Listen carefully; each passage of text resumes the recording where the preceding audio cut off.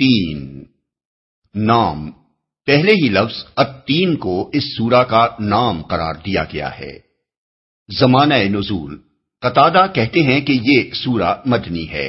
ابن عباس رضی اللہ عنہ سے دو قول منقول ہیں، ایک یہ کہ یہ مکی ہے اور دوسرا یہ کہ مدنی ہے، لیکن جمہور علماء اسے مکی ہی قرار دیتے ہیں، اور اس کے مکی ہونے کی کھلی ہوئی علامت یہ ہے کہ اس میں شہر مکہ کے لیے ھذا البلد الامین، یہ پرامن شہر کے الفاظ استعمال کیے گئے ہیں۔ ظاہر ہے کہ اگر اس کا نزول مدینے میں ہوا ہوتا تو مکہ کے لیے یہ شہر کہنا صحیح نہیں ہو سکتا تھا۔ علاوہ بری سورت کے مضمون پر غور کرنے سے محسوس ہوتا ہے کہ یہ مکہ معظمہ کے بھی ابتدائی دور کی نازل شدہ سورتوں میں سے ہے، کیونکہ اس میں کوئی نشان اس امر کا نہیں پایا جاتا کہ اس کے نزول کے وقت کفر و اسلام کی کشمکش برپا ہو چکی تھی، اور اس کے اندر مکی دور کی ابتدائی سورتوں کا وہی انداز بیان پایا جاتا ہے جس میں نہایت مختصر اور دلنشین طریقے سے لوگوں کو سمجھایا گیا ہے کہ آخرت کی جزا و سزا ضروری اور سراسر معقول ہے۔ موضوع اور مضمون، اس کا موضوع ہے جزا و سزا کا اثبات۔ اس غرض کے لیے سب سے پہلے جلیل القدر انبیاء کے مقامات ظہور کی قسم کھا کر فرمایا گیا ہے کہ اللہ تعالیٰ نے انسان کو بہترین ساخت پر پیدا کیا ہے، اگرچہ اس حقیقت کو دوسرے مقامات پر قرآن مجید میں مختلف طریقوں سے بیان کیا گیا ہے۔ مثلا کہیں فرمایا کہ انسان کو خدا نے زمین میں اپنا خلیفہ بنایا اور فرشتوں کو اس کے آگے سجدہ کرنے کا حکم دیا۔ البقرہ 30 تا 34، الانعام 165، الاعراف 11، الحجر 28 اور 29، النمل 62، سواد 71 تا 73۔ کہیں فرمایا کہ انسان اس امانت الہی کا حامل ہوا ہے جسے اٹھانے کی طاقت زمین و آسمان اور پہاڑوں میں بھی نہ تھی۔ الاحزاب 72۔ کہیں فرمایا کہ ہم نے بنی آدم کو عزت بخشی اور اپنی بہت سی مخلوقات پر فضیلت عطا کی۔ بنی اسرائیل 70۔ لیکن یہاں خاص طور پر انبیاء کے مقامات ظہور کی قسم کھا کر یہ فرمانا کہ انسان کو بہترین ساخت پر پیدا کیا گیا ہے، یہ معنی رکھتا ہے کہ نوع انسانی کو اتنی بہتر ساخت عطا کی گئی کہ اس کے اندر نبوت جیسے بلند ترین منصب کے حامل لوگ پیدا ہوئے، جس سے اونچا منصب خدا کی کسی دوسری مخلوق کو نصیب نہیں ہوا۔ اس کے بعد یہ بتایا گیا ہے کہ انسانوں میں دو قسمیں پائی جاتی ہیں، ایک وہ جو اس بہترین ساخت پر پیدا ہونے کے بعد برائی کی طرف مائل ہوتے ہیں اور اخلاقی پستی میں گرتے گرتے اس انتہا کو پہنچ جاتے ہیں جہاں ان سے زیادہ نیچ کوئی دوسری مخلوق نہیں ہوتی۔ دوسرے وہ جو ایمان و عمل صالح کا راستہ اختیار کر کے اس گراوٹ سے بچ جاتے ہیں اور اس مقام بلند پر قائم رہتے ہیں جو ان کے بہترین ساخت پر پیدا ہونے کا لازمی تقاضا ہے۔ نوع انسانی میں ان دونوں قسموں کے لوگوں کا پایا جانا ایک ایسا امر واقعی ہے جس سے انکار نہیں کیا جا سکتا، کیونکہ اس کا مشاہدہ انسانی معاشرے میں ہر جگہ ہر وقت ہو رہا ہے۔ آخر میں اس امر واقعی سے یہ استدلال کیا گیا ہے کہ جب انسانوں میں یہ دو الگ الگ اور ایک دوسرے سے قطعی مختلف قسمیں پائی جاتی ہیں تو پھر جزائے اعمال کا کیسے انکار کیا جا سکتا ہے؟ اگر پستی میں گرنے والوں کو کوئی سزا اور بلندی پر چڑھنے والوں کو کوئی اجر نہ ملے اور انجام کار دونوں کا یکساں ہو تو اس کے معنی یہ ہیں کہ خدا کی خدائی میں کوئی انصاف نہیں ہے، حالانکہ انسانی فطرت اور انسان کی عقل عام یہ تقاضا کرتی ہے کہ جو شخص بھی حاکم ہو وہ انصاف کرے۔ پھر یہ کیسے تصور کیا جا سکتا ہے کہ اللہ جو سب حاکموں سے بڑا حاکم ہے وہ انصاف نہیں کرے گا؟ بسم اللہ الرحمن الرحیم، شروع اللہ کے نام سے جو رحمان و رحیم ہے۔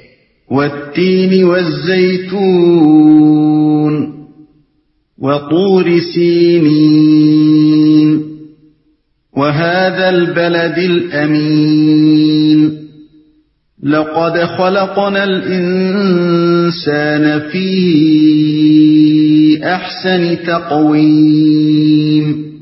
قسم ہے انجیر اور زیتون کی اور طور سینا اور اس پرامن شہر مکہ کی، ہم نے انسان کو بہترین ساخت پر پیدا کیا۔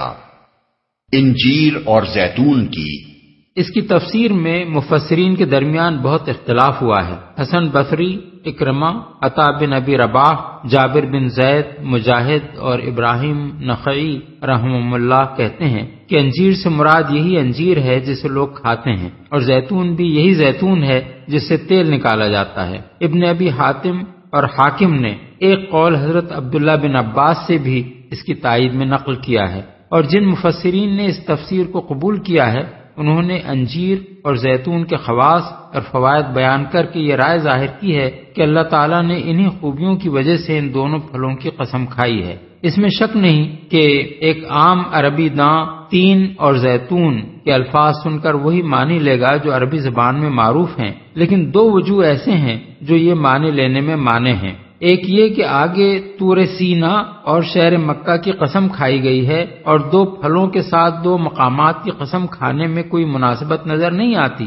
دوسرے، ان چار چیزوں کی قسم کھا کر آگے جو مضمون بیان کیا گیا ہے اس پر طور سینا اور شہر مکہ تو دلالت کرتے ہیں، لیکن یہ دو پھل اس پر دلالت نہیں کرتے۔ اللہ تعالیٰ نے قرآن مجید میں جہاں بھی کسی چیز کی قسم کھائی ہے اس کی عظمت یا اس کے منافع کی بنا پر نہیں کھائی، بلکہ ہر قسم اس مضمون پر دلالت کرتی ہے جو قسم کھانے کے بعد بیان کیا گیا ہے۔ اس لیے ان دونوں پھلوں کے خواص کو وجہ قسم قرار نہیں دیا جا سکتا۔ بعض دوسرے مفسرین نے تین اور زیتون سے مراد بعض مقامات لیے ہیں۔ کعب احبار، قتادہ اور ابن زید کہتے ہیں کہ تین سے مراد دمشق ہے اور زیتون سے مراد بیت المقدس۔ ابن عباس کا ایک قول ابن جریر، ابن ابی حاتم اور ابن مردویہ نے یہ نقل کیا ہے کہ تین سے مراد حضرت نوح کی وہ مسجد ہے جو انہوں نے جودی پہاڑ پر بنائی تھی، اور زیتون سے مراد بیت المقدس ہے۔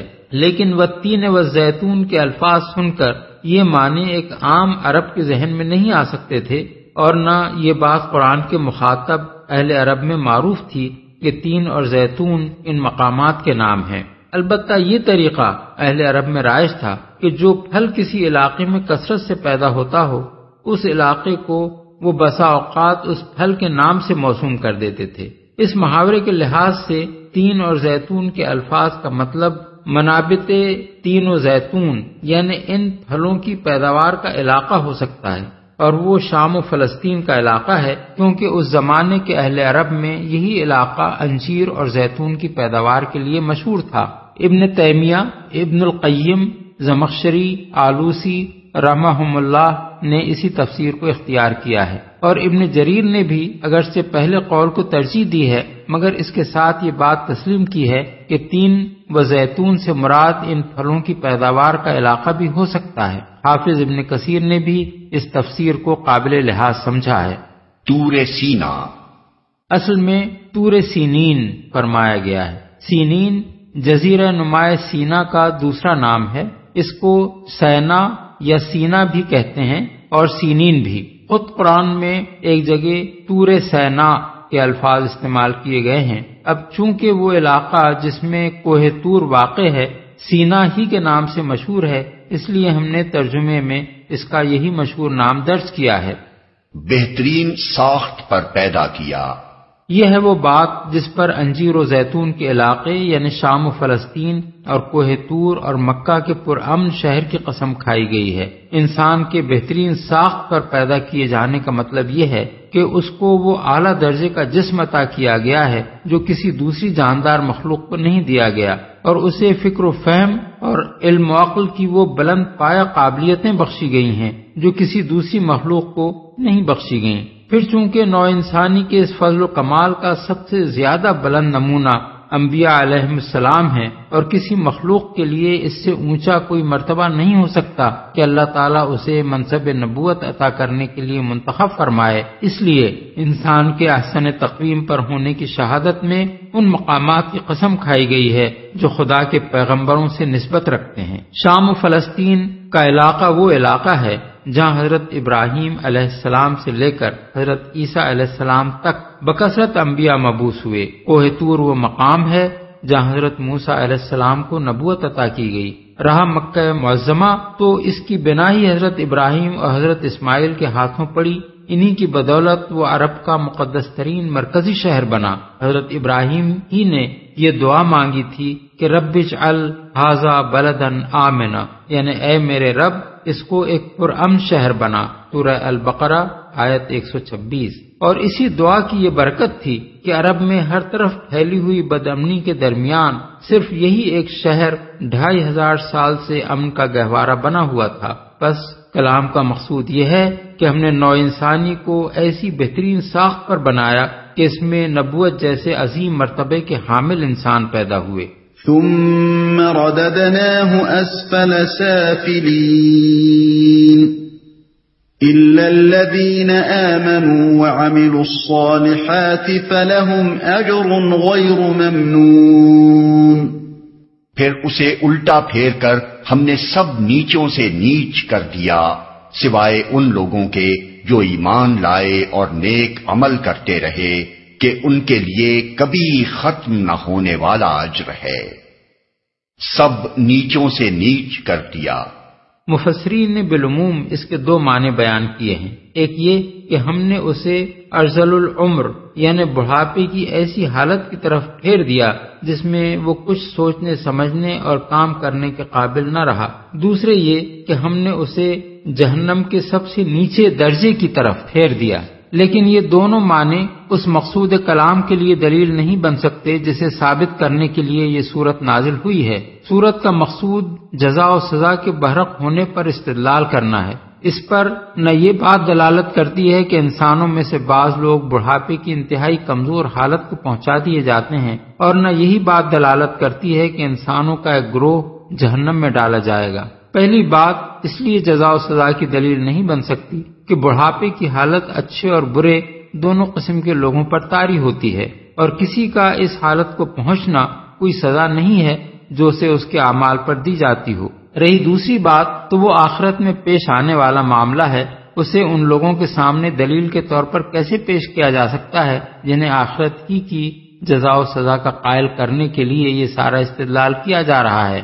اس لیے ہمارے نزدیک آیت کا صحیح مفہوم یہ ہے کہ بہترین ساخت پر پیدا کیے جانے کے بعد جب انسان اپنے جسم اور ذہن کی طاقتوں کو برائی کے راستے میں استعمال کرتا ہے تو اللہ تعالیٰ اسے برائی ہی کی توفیق دیتا ہے اور گراتے گراتے اسے گراوٹ کی اس انتہا تک پہنچا دیتا ہے کہ کوئی مخلوق گراوٹ میں اس حد کو پہنچی ہوئی نہیں ہوتی۔ یہ ایک ایسی حقیقت ہے جو انسانی معاشرے کے اندر بکثرت مشاہدے میں آتی ہے۔